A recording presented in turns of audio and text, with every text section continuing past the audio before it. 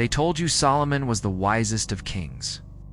They told you he built the most holy of temples, a house of God that shone like fire in the desert sun. But they never told you that its foundations were laid with chains, that its walls echoed with screams, and that the wisdom of Solomon was carved from the mouths of demons. Scripture polished him into a saint. But the forbidden texts reveal another sorcerer king, a jailer of spirits, a man who held a ring not as ornament but as weapon. The Testament of Solomon, a grimoire buried by time and condemned by canon, whispers that Solomon did not build with cedar and stone alone. He built with shadows. An angel gave him a ring, engraved with a seal that bent spirits into submission. With it, he summoned Ornias, who drained the life of children, bound Asmodeus, the lord of lust. He interrogated Lilith, night seductress. One by one, the demons confessed their names, their powers, their weaknesses, and then they were chained to labor. The holy temple, the pride of Israel, was not raised by angels, but by the very forces it sought to bury. God's house was built by hell's architects. What does that say about wisdom, about sanctity, about truth? The grimoire does not flatter Solomon. It unmasks him. It does not sanctify the temple. It desecrates it. It does not hide the demons. It lets them speak. And what they reveal is darker than blasphemy. That knowledge without alignment becomes corruption. That power stolen from shadow becomes prison, and that even the wisest of kings can be devoured by what he commands. Tonight we open the Testament of Solomon, the book they tried to erase. Hear the voices that still whisper from beneath the stones.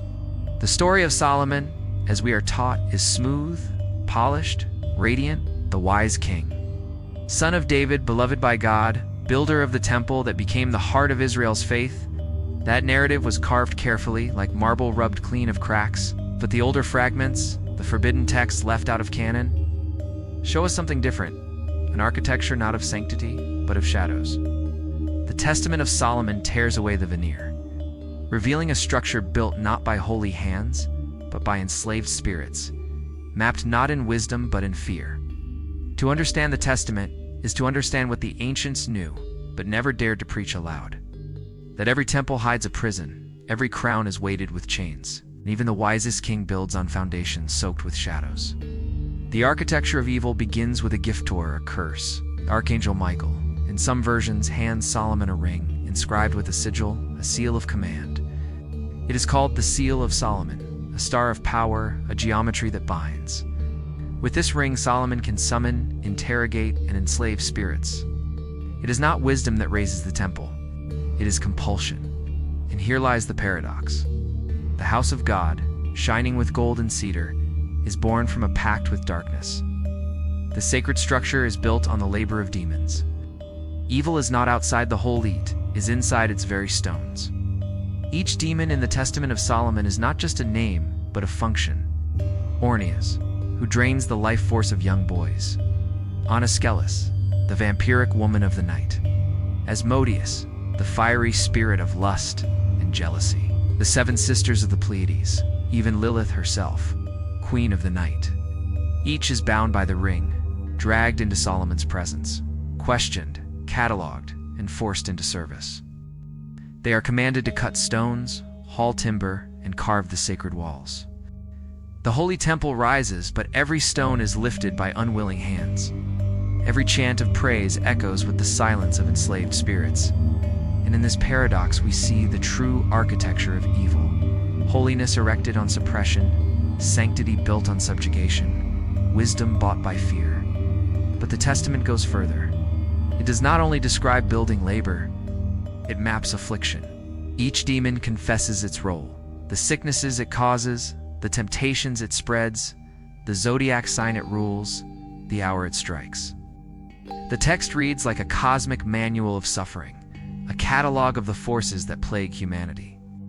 Solomon, with his ring, extracts this knowledge and records it. But knowledge gained this way is not neutral. It is born from chains, from coercion, from torment. The temple becomes not just a physical building, but a spiritual architecture of affliction, a house of God constructed with the blueprints of hell. What is supposed to be holy becomes a monument of contradiction, a shrine whose stones whisper the names of those enslaved to raise it. This is the architecture of evil, not demons roaming free, but demons chained into order. It is not chaos that terrifies. It is control masquerading as holiness. The Testament reveals a universe where the line between sacred and profane collapses. The very tools of worship are forged by shadow. The wisdom of the king is inseparable from the screams of spirits forced to obey.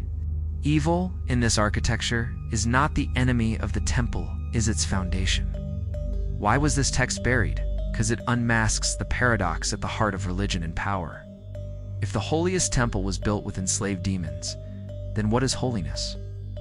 If the wisest king used coercion and chains, then what is wisdom? The Testament refuses to flatter. It paints Solomon not only as sage, but as sorcerer, not only as builder, but as jailer. His ring is not symbol of piety, as an instrument of domination.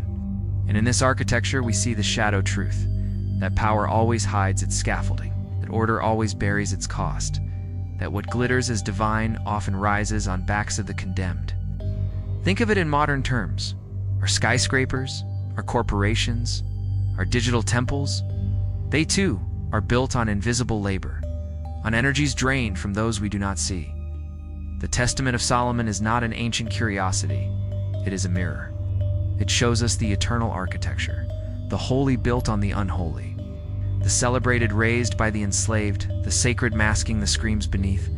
The gods may change, the thrones may shift, but the architecture persists. The Testament also reveals the fragility of such order. For in every interrogation, the demons speak more than they are commanded. They reveal not only their weaknesses, but also the limits of Solomon himself. They whisper prophecies, hinting that his power will not last, that his ring will one day fail, that his wisdom will curdle into folly. The very foundation he believes secure already trembles. This, too, is part of the architecture of evil. The seeds of collapse are sown into the structure itself.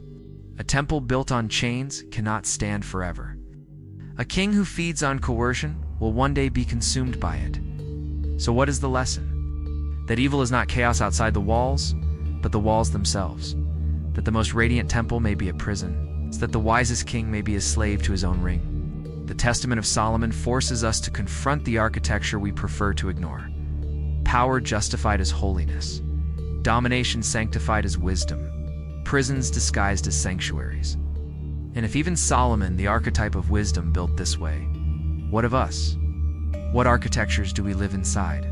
Mistaking prisons for temples, mistaking chains for crowns. This is the legacy of the Testament, not merely a list of demons, but a revelation that power is never pure, that every temple is haunted, that every wisdom casts a shadow. It is a book that shows us the skeleton beneath the skin of holiness. And once you have seen it, you cannot look at temple, king, or scripture the same way again. Symbols are not ornaments, they're weapons, technologies of the invisible. Empires, temples, and grimoires are built from them as much as from stone. The Testament of Solomon is not only a book of demon names, it is a book of symbols. Every spirit bound by Solomon's ring speaks not just as an entity, but as a glyph, a sign that encodes forces too vast to contain in words. To read this testament is to read a language older than Scripture, the language of affliction, the grammar of control, the lexicon of fear. At the heart of this symbolic system is the Ring of Solomon. In legend, it was a gift from the Archangel Michael, engraved with a selah and depicted as a star, sometimes hexagram, sometimes pentagram, geometry that does not decorate but binds. To wear the ring was not to flaunt jewelry, but to wield a sigil that reprogrammed the world. Demons could not resist its lines. They were compelled to kneel, to speak, to confess. Here the ring functions as a symbol of sovereignty, but also of coercion. It is both crown and chain, emblem of divine authority and instrument of domination. Symbol teaches.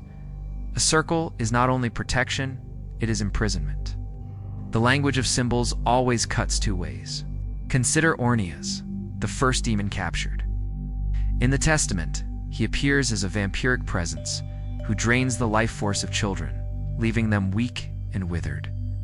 But Ornias is not merely a spirit of hunger, he is a symbol of consumption itself. He encodes the truth that every system feeds on vitality. that every temple is built on the energy siphoned from the young, the innocent, the unseen. To record Ornias in the Testament is to acknowledge a symbolic law. Nothing is built without something being drained. The child in the story is not only an individual, he is a cipher for generations consumed by systems that demand sacrifice. Then there is Asmodeus, the fiery demon of lust, jealousy, and ruin. Bound by Solomon, he confesses to corrupting marriages, to twisting desire into obsession, to destroying harmony with flames of envy. Asmodeus is not just a character, he is a living sigil of desire ungoverned, fire without balance. In Kabbalistic terms, he represents distortion of passion, eros inverted into devouring hunger. Solomon inscribes him into the architecture of the temple, and thereby admits that even holy spaces are haunted by lust disguised as devotion. Asmodeus is the symbol that reveals desire cannot be banished. It can only be chained and hidden. But a chained fire does not disappear, it smolders, waiting to erupt. Anaskelis, the vampiric she-demon with the legs of a mule, is another symbol. She confesses to seducing men in the night, to feeding on their weakness. But symbolically, she encodes the truth of imbalance, the animal hidden in the human, the shadow beneath the mask of virtue. Jay is not only nocturnal predator, but emblem of the hypocrisy Solomon's temple sought to bury. She is the sign that purity is always haunted by desire, that beneath robes and crowns flesh still burns. Her presence in the Testament is an admission that no holy order is free from shadow appetites. And then Lilith herself appears, Queen of the Night, the first woman who refused subjugation. In the Testament, she confesses to strangling children, seducing men, spreading affliction. But Rita's symbol, she is not a monster, she is autonomy demonized.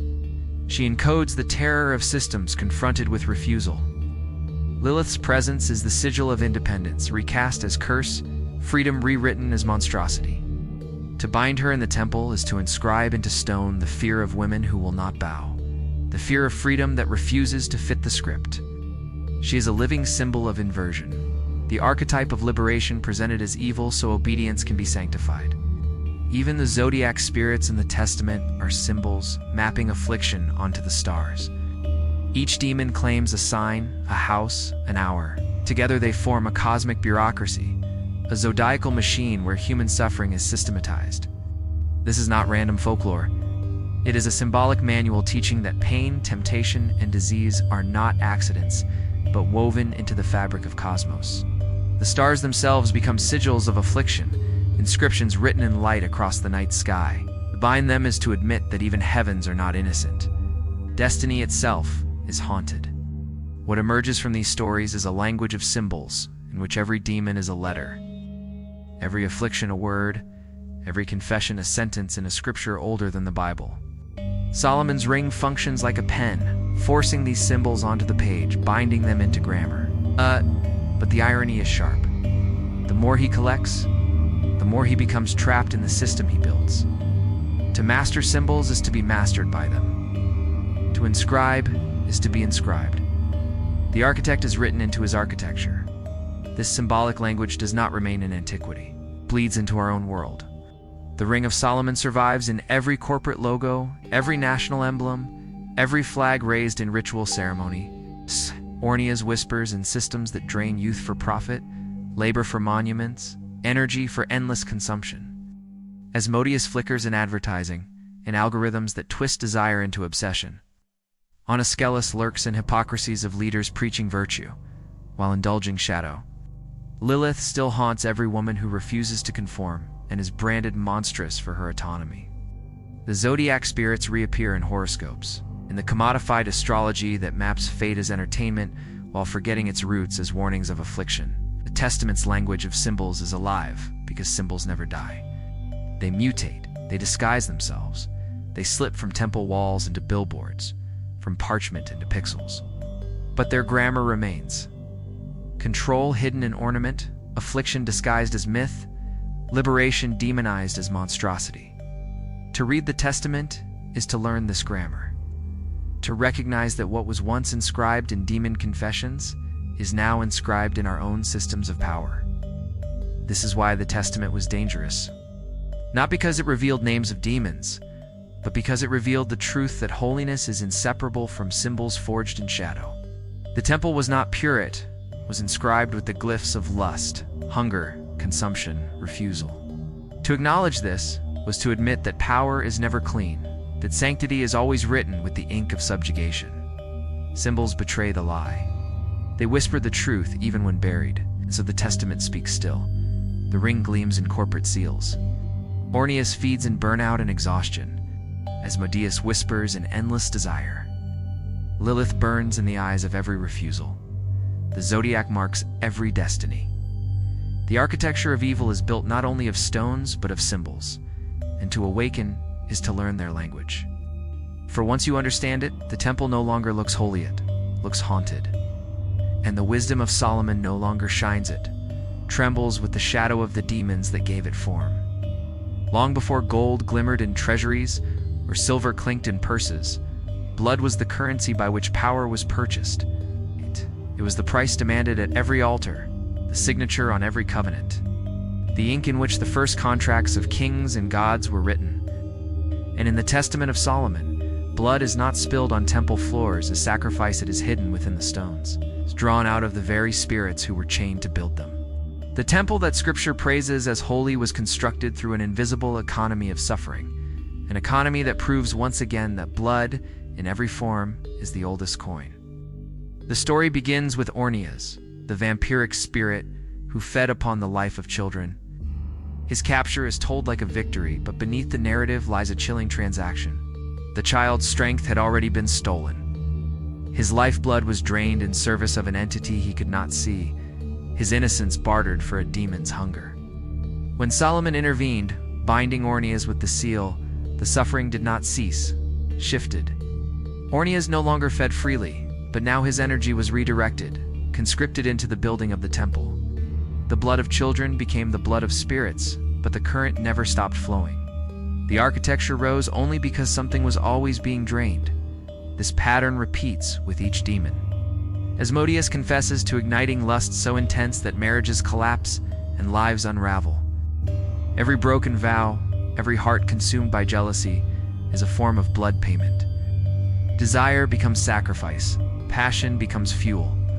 Oniskelus lures men in the night, devouring their strength. Her seductions are sacraments of exhaustion.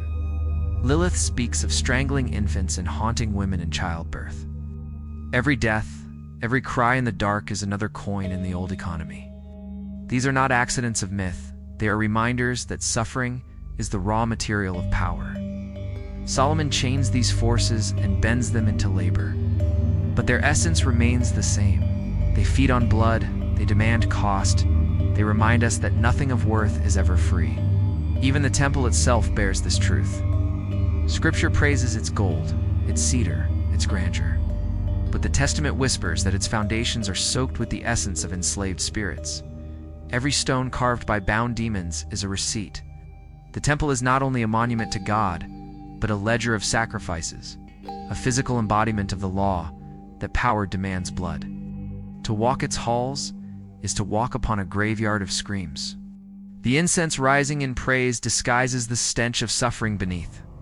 It is a house of prayer and a house of debt at once.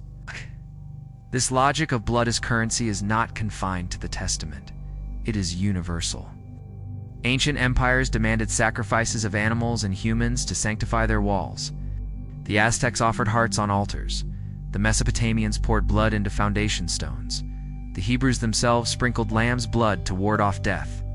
These were not random rites. They were acknowledgments of a cosmic economy. Without blood, structures collapse. Without sacrifice, no power lasts. The Testament of Solomon continues this ritual, but shifts its form. Instead of mortal blood, the lifeblood of spirits is extracted. Instead of altars, the temple itself becomes the chalice. But blood does not always mean literal fluid. It is energy, vitality, essence, and here the Testament speaks prophetically to us. Today, temples still rise on blood, but now it is time drained in endless labor. Energy consumed by systems, attention devoured by screens. Orneus has not vanished. He has become burnout, the vampire that drains the young in classrooms and offices. Asmodeus has not disappeared. He thrives in advertising that twists desire into obsession. Lilith has not been silenced. She is demonized in women who refuse submission, punished with ridicule, their power strangled in the cradle of culture. The same blood currency circulates, but now it is hidden in subtler forms. Hours, exhaustion, despair, these are the modern sacrifices laid on invisible altars. The Testament of Solomon, then, is more than myth. It is a revelation of how power works. It tells us that the temple is never as holy as it appears, that every shining structure has shadows beneath it, that blood is always the first and last payment. It teaches that domination is always fed by suffering, and that the economy of pain is the secret foundation of every order. Solomon's glory came not from wisdom alone, but from extracting labor and essence from the very spirits he chained. His temple glittered because it was paid for in screams. And here lies the deeper warning. Blood as currency cannot be hidden forever. The spirits bound into stones still whispered their truths. They told Solomon of his downfall. They warned that his power would not last. The economy of blood always collects its debt. Empires that consume too much collapse under the weight of their hunger. Kings who demand too many sacrifices fall to the curses of their victims. The Testament records this with eerie clarity. Solomon, once master, became corrupted, enslaved by the very forces he thought he commanded. The blood he spent returned to claim him. The lesson for us is no less severe. Every system that thrives today on invisible sacrifice, corporations feeding on exhaustion, governments demanding obedience, religions suppressing freedom, will eventually collapse beneath the weight of their own debts. Blood cannot be erased. It stains, it whispers, it demands repayment. And the spirits that personify suffering, Ornias, Asmodeus, Lilith, still walk among us, not as demons of folklore, but as archetypes of a truth humanity refuses to face. Blood is the oldest currency, because it is the only one that cannot be counterfeited. Gold can be debased, paper can be printed, digital credits can be manipulated, but blood is always real. To give it is to lose part of yourself.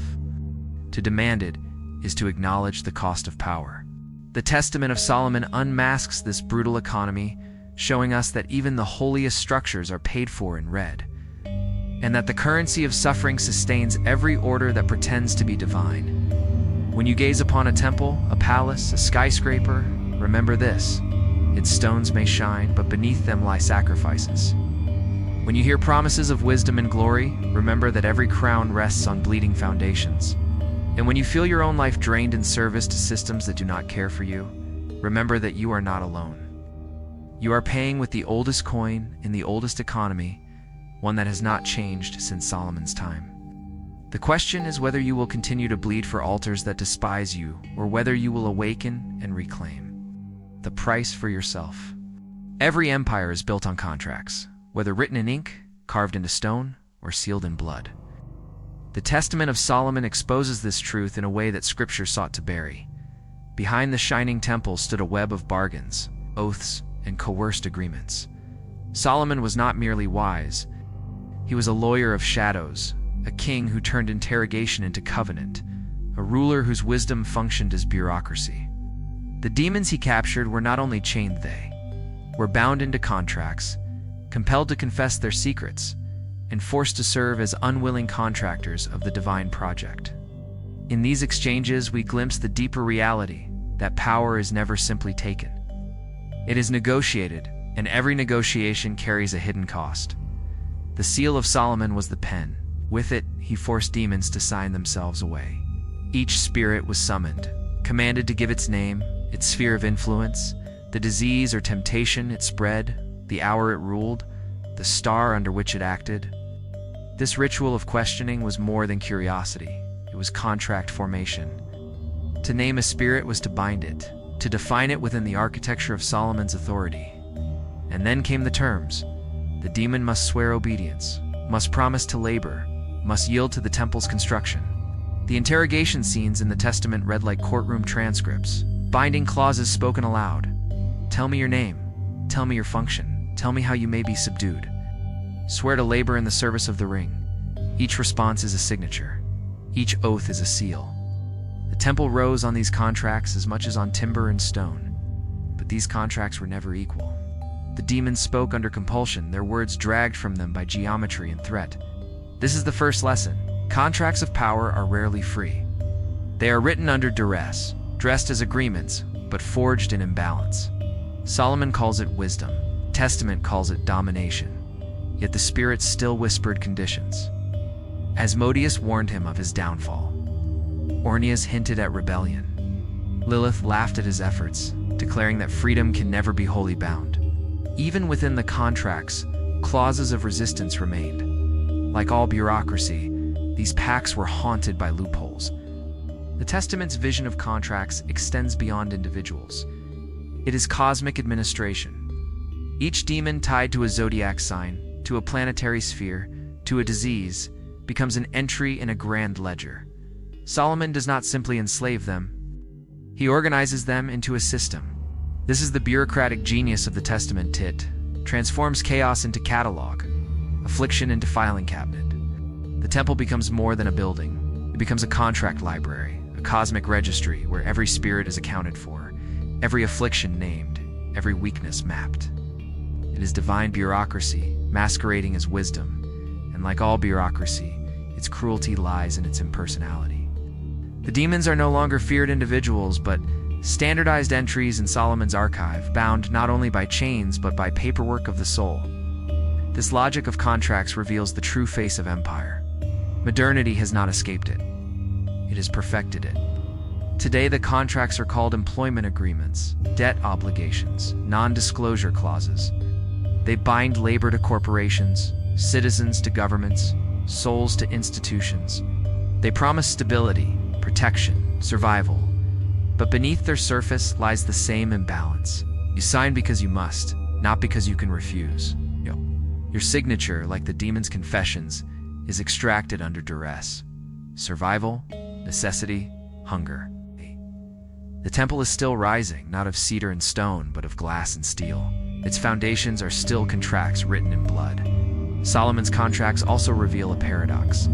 To enslave demons, he had to learn from them. Each confession gave him knowledge, which clause signed away became part of his wisdom. But wisdom gained through coercion carries corruption. The very bureaucracy that secured the temple also secured his downfall. For the more contracts he held, the more he became bound by them. Knowledge did not free him, it entangled him.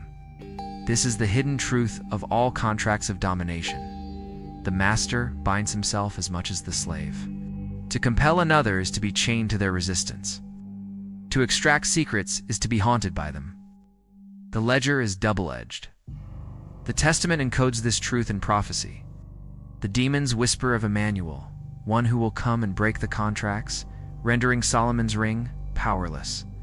They tell him that his system is temporary, that his bargains cannot last, that the architecture he builds will be torn down by a greater covenant. This prophecy is not simply religious foreshadowing, it is a statement of contract law. No agreement built on coercion lasts forever. Every imbalance creates backlash. Every suppression generates revolt. The contracts, Solomon thought eternal, already contain their expiration date. Look at our present world, and the parallels become unsettling. Corporations build contracts to lock in workers, but burnout strikes and rebellions reveal the unsustainable imbalance. Governments craft treaties, but history shows every empire falls when its covenants consume too much of its people's blood. Even personal relationships mirror this dynamic and balanced. Contracts of power collapse into resentment, betrayal, revolt. The Testament of Solomon is not ancient fantasy, but living allegory. Every system of power is a network of contracts. Every contract signed under duress becomes a prophecy of collapse. The ring, then, is more than a magical seal. It is the archetype of binding agreement, the geometry of contracts that shapes reality. When Solomon wears it, he believes himself sovereign. But the Testament shows he is only the manager of a bureaucracy he cannot control. He believes he rules demons, but in truth, he rules paperwork. His temple is not God's eternal house, but a labyrinth of clauses and oaths. And in that labyrinth, even the king becomes prisoner. This is the hidden lesson. Contracts are rituals. They are spoken incantations binding to parties into a shared fate. They masquerade as agreements, but often function as spells of obedience. The Testament unmasks them by showing their true nature. Solomon's pacts with demons are not fundamentally different from our own contracts today. They are systems of binding that disguise imbalance as order. They promise security, but deliver entrapment. They offer wisdom, but breed corruption. They raise temples that glitter for a while, but eventually crumble under the weight of their contradictions. So when we read the Testament of Solomon, we are not only reading about ancient demons, we are reading about ourselves. Our contracts may not involve chains and rings, but they still bind. Our temples may not echo with demonic cries, but they still rise on coerced agreements. Our wisdom may not be called Solomon's, but it is still haunted by the price of imbalance. The Testament whispers that until we see contracts for what they are, rituals of control masked as choice, we will keep building temples that are prisons, signing oaths that enslave us, and mistaking coercion for wisdom. Every myth is an act of framing. It tells you who to fear, who to trust, who to kneel before, and who to cast into shadow. The Testament of Solomon, in its raw form, destabilizes this framing. It reveals an inversion so unsettling that later traditions tried to bury it. In the official story, Solomon is holy, the temple is sacred, and demons are embodiments of evil. But in the Testament, when you listen closely, the lines blur until the moral code collapses. The temple becomes a prison, Solomon becomes both sage and tyrant, and the demons become truth-tellers. This is the inverted moral code. What is celebrated as holy may in fact be tyranny, and what is condemned as evil may be the voice of truth. Start with Solomon himself. Scripture hails him as the wisest of kings, a ruler blessed by God. But in the Testament, his wisdom is inseparable from domination. His ring is not a gift of illumination, but a tool of coercion. His interrogations of spirits do not display enlightenment, but bureaucratic cruelty. He extracts confessions by force, enslaves those he binds, and constructs a holy temple with their unwilling labor. Is this wisdom more? Is it tyranny gilded with sanctity? The inversion demands that we ask. Perhaps Solomon is not simply the sage, but also the sorcerer and slaver, a king who built glory by chaining shadows. Then consider the temple. In canon, it is celebrated as God's house, a beacon of holiness. But in the Testament, it trembles with paradox. Its foundations are soaked in the essence of bound spirits. Its walls were raised by hands that did not lift willingly. Every stone is a scar. From the outside it glitters with gold, but from within it hums with whispers of those enslaved to construct it. Is this house of God, or is it a cosmic prison disguised as sanctuary? The inverted moral code teaches that sometimes the holiest buildings are cages. Sometimes the glitter of sanctity is only camouflage for cruelty. And then there are the demons. Tradition casts them as liars, deceivers, embodiments of evil. But in the Testament, they speak truths Solomon does not want to hear. They reveal the nature of afflictions, confess their weaknesses, map the structures of suffering. They even prophesy Solomon's downfall, warning him of corruption to come. Again and again, they speak honesty, while Solomon forces silence. Are they evil for revealing? Or are they scapegoated for telling truths that threaten holy narratives? The inversion suggests that demons may not be enemies of truth, but its guardians. Voices from shadow reminding us that no crown is eternal, no temple clean. This moral inversion unsettles because it strikes at the heart of authority. Institutions need clear binaries: good versus evil, holy versus profane, order versus chaos. These binaries justify control, they ensure obedience. But the Testament erases those neat lines. It shows us a cosmos where holy order is built on unholy labor, where the wisest king acts as jailer, where demons chained in darkness speak the only honest words. The inverted moral code does not comfort, it confronts, declares that morality is often propaganda, that sanctity is often a mask, and that truth often comes from the mouths of those branded monstrous. The archetypes in the Testament reinforce this inversion. Lilith, condemned as infant killer, embodies autonomy, the refusal to submit. Asmodeus, branded corrupter, reveals the truth about lust and desire that temples prefer to bury. Ornias, depicted as parasite, exposes the uncomfortable fact that all power consumes vitality. Each so-called demon is an inverted saint, carrying truths in forms society cannot tolerate. To vilify them is to vilify the truths they carry. To bind them is to silence reminders that sanctity is never free of shadow. In this inverted moral code, the real danger is not demons, but denial. Solomon believes he is master, but the more he binds, the more he becomes entangled. The temple rises, but every stone whispers corruption. The more the holy story tries to erase the inversion, the stronger the inversion becomes. For in every system that demonizes opposition, truth leaks from the mouths of the condemned. What is silenced becomes prophecy. What is chained becomes revelation. The Testament's inversion extends beyond myth. It speaks directly into our world. Think of institutions today that declare themselves righteous while exploiting those beneath them. Corporations that call themselves innovators while consuming lives and burnout. Governments that sanctify their authority while building prisons as monuments. Religions that preach sanctity while hiding their shadows. These are temples built with chains, wisdom crowned with tyranny, sanctity haunted by corruption. The Testament unmasks the pattern. What is branded holy is often predatory, and what is demonized is often the voice of resistance. The deeper danger of this inversion is what it demands of us.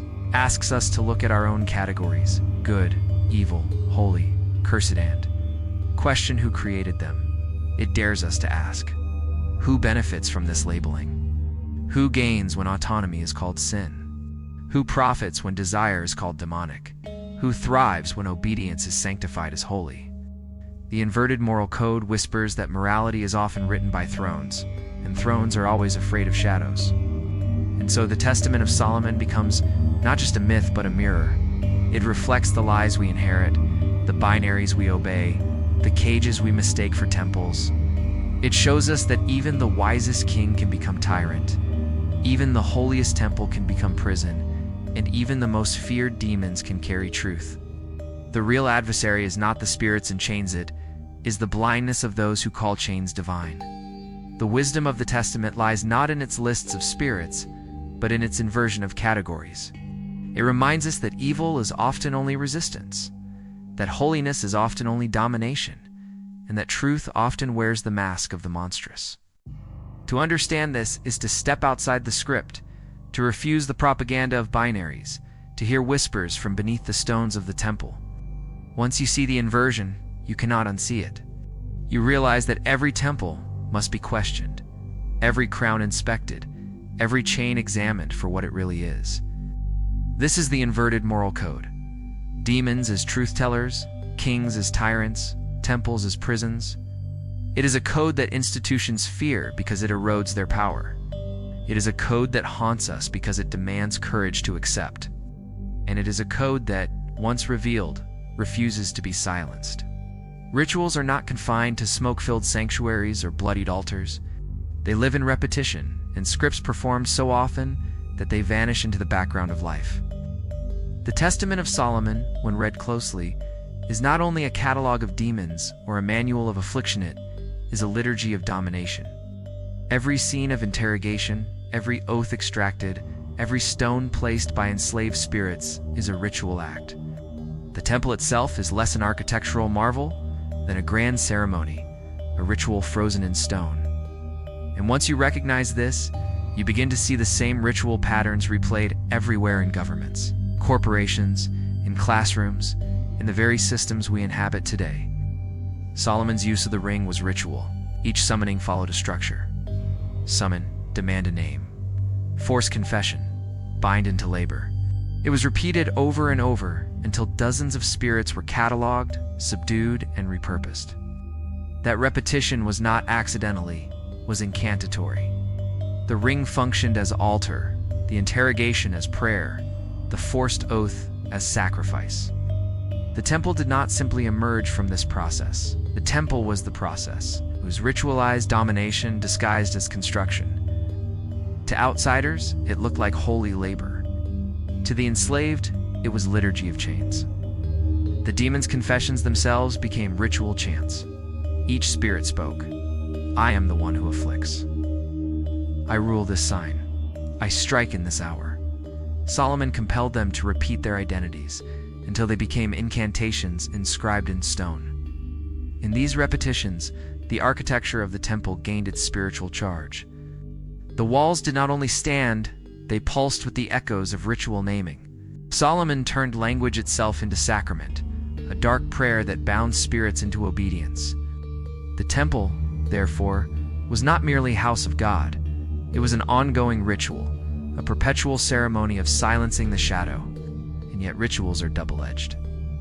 Every act of suppression is also an act of acknowledgement. To name the demon is to admit its presence. To bind affliction is to confess its power. In ritual, what is denied is paradoxically preserved. This is why the Testament still speaks. The very act of binding preserved the names. The ritual of suppression became a ritual of memory. What Solomon tried to bury in chains lives on, in words, whispered through centuries to those willing to listen. The same logic of ritual bleeds into the modern world.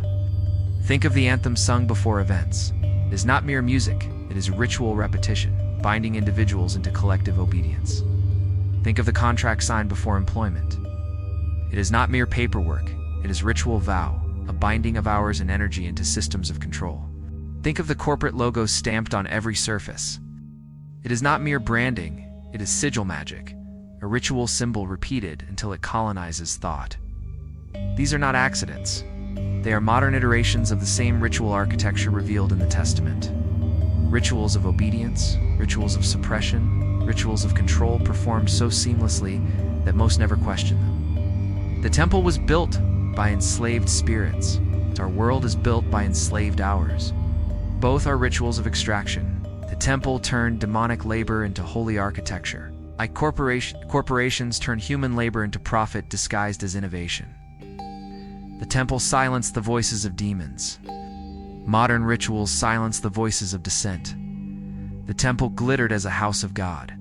Skyscrapers glitter as monuments of progress. Ritual everywhere, hiding the same logic. Bind, suppress, sanctify. But just as in the Testament, rituals always leak. The demons still whispered their prophecies.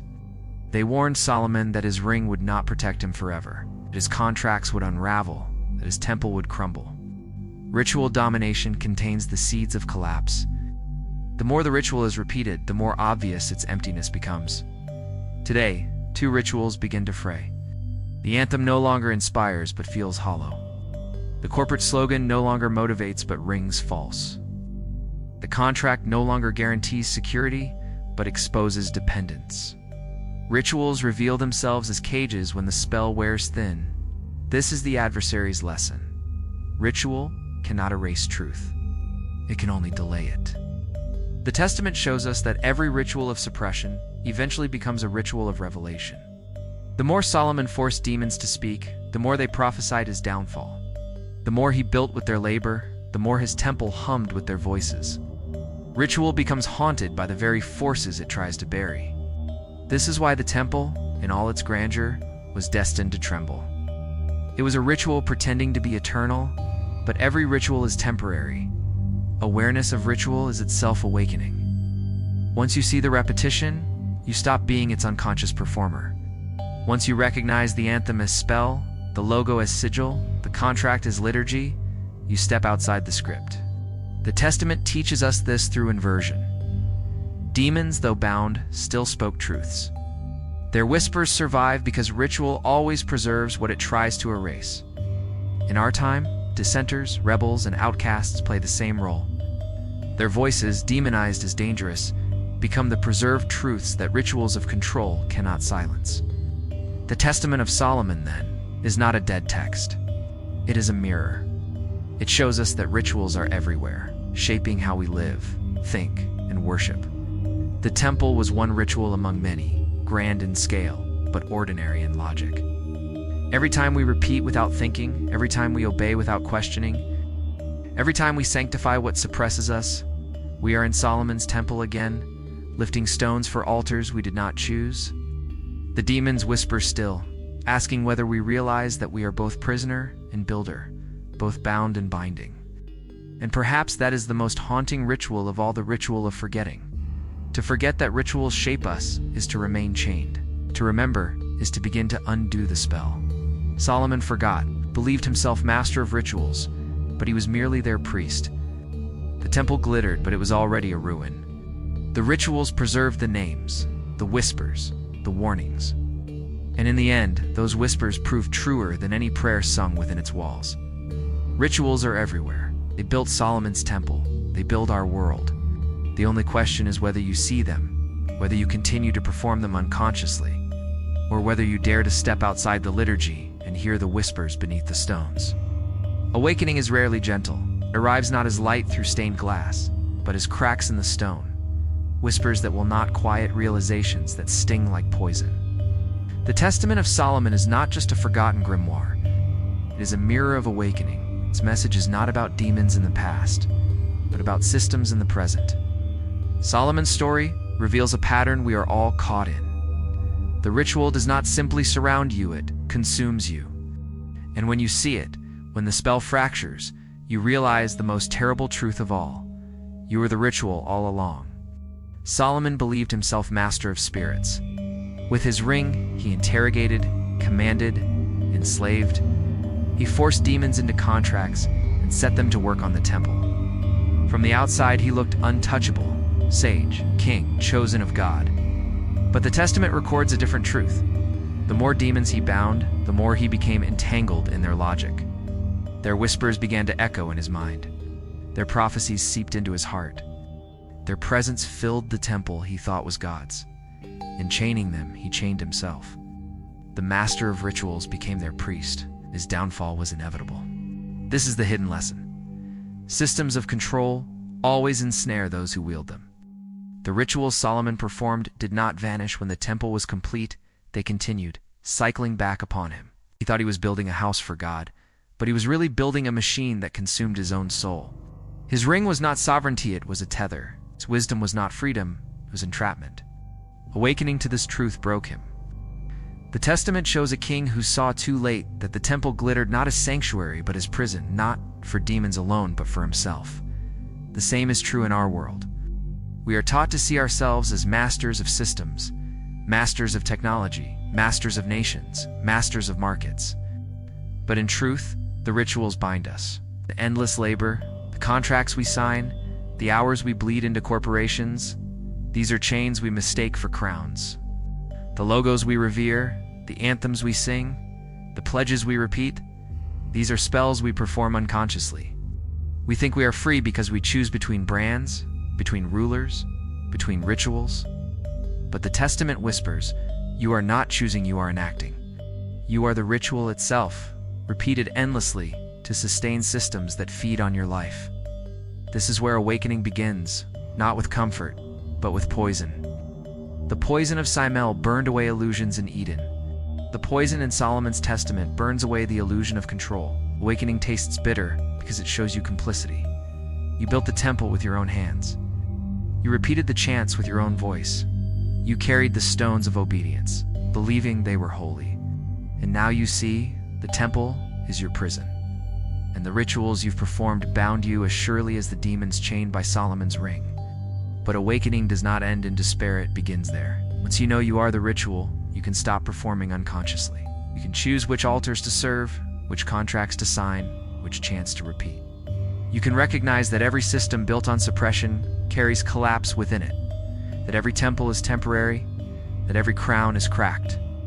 The Testament of Solomon is not only a warning of corruption, it is an invitation to step outside the cycle, to hear the whispers beneath the stones and recognize them as truths, not curses, to see the temple not as eternal, but as fragile, not as holy, but as haunted. Awakening is painful because it strips away the comfort of binaries. You cannot return to the lie that the temple is pure once you know its foundations bleed. You cannot return to the belief that wisdom alone sanctifies when you see how wisdom can enslave. You cannot pretend demons are only liars when you hear them prophesy with accuracy. This is why institutions fear awakening. It erodes the scripts, unmasks the rituals, reveals the cages. Once you see, you cannot unsee. The Testament dramatizes this with Solomon's fall. He who commanded spirits becomes their captive. He who built God's house becomes haunted by it. He who held the ring loses it. This is the trajectory of every system that builds itself on suppression. It consumes the master as well as the slave. Modern systems follow the same arc. corporations devour not only workers, but their own leaders. Ow. Governments imprison not only citizens, but themselves in surveillance and paranoia. Religions silence not only dissenters, but their own prophets. Every ritual of domination becomes a ritual of self-destruction. Awakening, then, is survival. To see the pattern is to step aside before it collapses on you. To realize that you are the ritual is to claim the power to end it. To refuse to bleed unconsciously. To break the cycle by choosing differently. It is to stop mistaking crowns for chains. To stop calling prisons temples. To stop obeying scripts you did not write.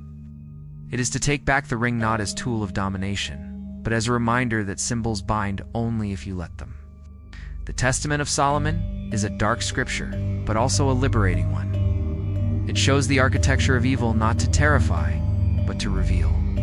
It shows the language of symbols not to enchant, but to decode. It shows the contracts not to sanctify, but to warn. And in its whispers lies the path of awakening, to recognize that you are not spectator, but participant. Not prisoner, but priest. Not victim, but ritual itself. Once you see this, you are no longer unconscious. The spell weakens. The chains loosen. The temple cracks. The demons told Solomon the truth, but he did not listen. They told him he would fall, that his power was temporary, that his contracts would unravel. His tragedy was not that he commanded demons, it was that he failed to awaken to what they revealed. We are given the same choice. We can continue building temples with our lives, repeating rituals of obedience, calling chains holy, or we can awaken, taste the poison, and see. And so the Testament ends not with comfort, but with confrontation. It does not tell us what to believe, but what to question. It does not tell us who to worship, but who to unmask. Its final whisper is simple, unbearable, liberating. The ritual is you. The Testament of Solomon reminds us, no temple is pure, no crown untainted, no ritual innocent. What was built on chains still whispers in the dark. If this revelation stirred you, comment your thoughts, subscribe. In return, our next descent into forbidden grimoires has already begun.